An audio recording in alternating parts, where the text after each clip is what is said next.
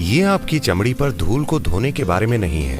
गहरे स्तर पर एक स्तर की शुद्धि होती है। यहाँ आपके कानों की सीध में यहाँ आप थोड़ा ठंडा पानी डाल दीजिए।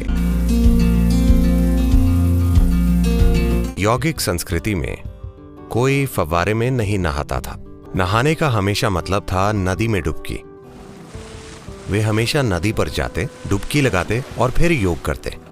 अगर आप ऐसा करते हैं तो आपकी मांसपेशियां अच्छी रहेंगी। तो इसे करने का दूसरा तरीका यह है कि आमतौर पर हमारे घरों में जिस बाल्टी से हम खुद पर पानी डालते हैं वो इतनी बड़ी होती है। उसमें कम से कम 4 लीटर पानी होता है। अगर आप ऐसा करते हैं तो पूरा शरीर बस हो गया हमेशा। नहाने का मतलब यह है कि पानी की पहली बाल्टी सीधा आपके सिर पर हमेशा। शरीर पर ठंडा पानी डालने से गर्मी आपके सिर में चली जाएगी बहुत तेजी से। ऐसा नहीं होना चाहिए। तो इसलिए जो लोग अपने बाल गीला नहीं करना चाहते उन्हें कम से कम थोड़ा ठंडा पानी लेकर अपने एक बिंदु है यहां आपके कानों की सीध में यहां आप थोड़ा ठंडा पानी डाल दीजिए। तुरंत आप देखेंगे कि सिर में एक ठंडक आ गई है। उसके बाद आप शरीर को नहला सकते हैं। पर इसके अलावा हमेशा पहली बाल्टी अपने सिर पे ही डालनी चाहिए, शरीर पर नहीं। तो आपको अपनी बाल्टी भरनी है और सुबह नहाने का यह सबसे अच्छा तरीका है।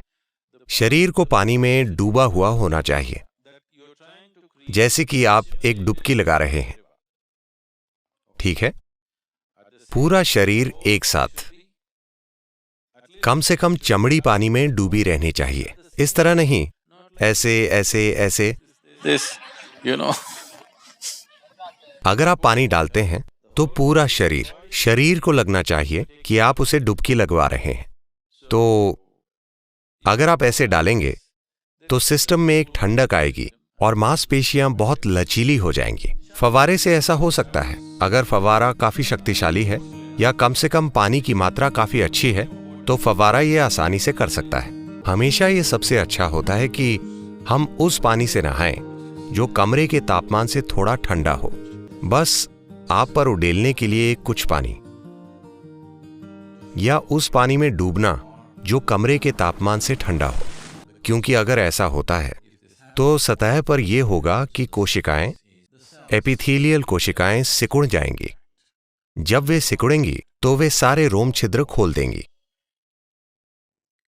कोशिकाओं के बीच के छेद खुल जाएंगे।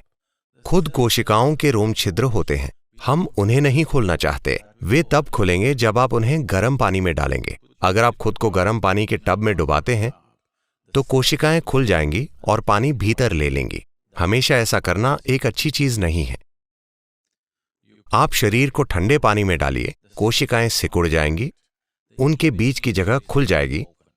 और योग के अभ्यास के लिए यह महत्वपूर्ण है क्योंकि हम शरीर के कोशिकीय ढांचे को एक अलग आयाम की ऊर्जा से चार्ज करना चाहते हैं। अगर कोशिकाएं सिकुड़ेंगी और खाली जगह बनाएंगी तब आप योग अभ्यास कीजिए। तब शरीर का कोशिकीय ढांचा चार्ज हो चुका होगा। यही वजह है कि एक व्यक्ति दूसरे की तुलना में कहीं अधिक जीवंत लगता है। और जब आपकी सेल्यूलर संरचना ऊर्जा के साथ चार्ज हो जाती है तो ये बहुत लंबे समय तक युवा रहेगी। इसलिए ऐसा पानी लें जो कमरे के तापमान से ठंडा हो। भारत में, दक्षिण भारत में कम से कम ये कोई बड़ी समस्या नहीं है। पानी हमेशा उसी तापमान पर रहता है। ये आदर्श जगह है। पर अगर आप ठंडे देश में हैं, अगर आप समशीतोष्ण यानी टेम्परेट जलवायु में हैं, तो पानी बहुत ठंडा हो सकता है। वो ठीक नहीं होगा। पानी का तापमान कमरे के तापमान से 5 से 8 डिग्री सेंटीग्रेड कम होना चाहिए, उससे ज्यादा नहीं।